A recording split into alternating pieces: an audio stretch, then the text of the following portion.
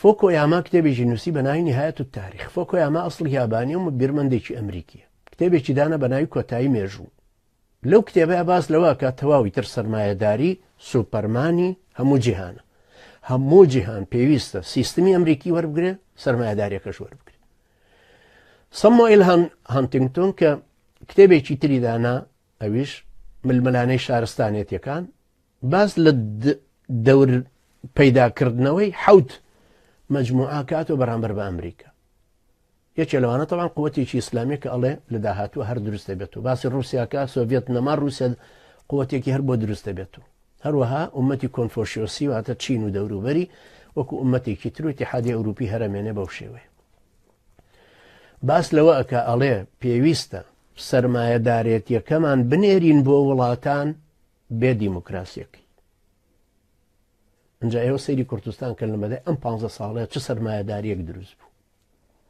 سەرمایەداریەکی فشەڵ، ئاوسانێکی زۆر بێ ئەوەی معجونی تەماتە بەرهەم بێن. لە کاتێکە تەنظیمی دەولە محاصەر لە هەموو لایەکەوە لێدرا، بینیتان لەو فترەی ئەخیرە تیارەی بڵێن فڕۆکەی بێفڕۆکەوانی بەرهەمهێنا، سەواریخەکانی ئینتاجە کرد، خۆی ئەو هەموو فەخەکەی ئینتاج کرد. قیاسی تەنظیمی دەولە یا حیزب الله یا قاعیدە بکەنەوە بە پارتی بە یەکێتی. 26 ساڵ ئەمان پارەیەکی خەیاڵی.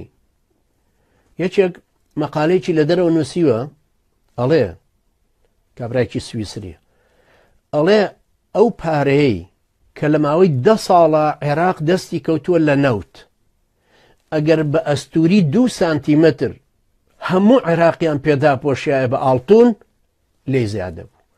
یعنی لە زاخۆ هەتا زوبێر 2 سانتیمەتر ئاڵتون ئەم ئەرزەدا بپۆشی هی عێراق. تەمان شتێکی خەیاڵیە، بەڵام تەخمینی پارەکە ئەکە. 2 سانتیمەتر ئەم عێراقە هەمووی داپۆشی بەم زێڕە، هێشتا تۆ پارەت لێ ماوەتەوە. یعنی تۆ تەسەورکە ئەو پارەی لە بەردەستی پارەتی و یەکێتیا بوو بۆ دروستکردنی معمەل و شەریکە، بۆ دروستکردنی چەک. ئەبایە چی ئەم بتوایە دروستی کرد؟ حەماس لە هەموو لایەکە و محاسەرە، لە غەزەیەکی داما و فەقیر. 3 هجومی ئیسرائیلی بە هەموو تەکنۆلۆژیای تازە بما فيه یۆرانیۆمی منەضەب هجومی کردە سەر غەزە. بەڵام لەو کاتەی جوندیەکانی ئیسرائیل لە شەرق و شیمالی غەزە بوون، ساڕوخەکان هەرە هاتن بەرەو ئیسرائیل.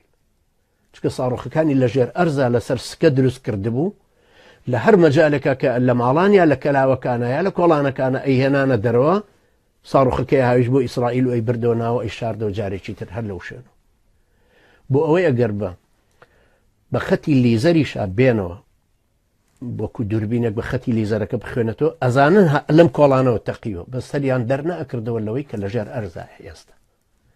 3 هجومی عسکەری ئیسرائیلی بەقاومە کرد و توانی خۆشی ساڕوخەکان دروستکە.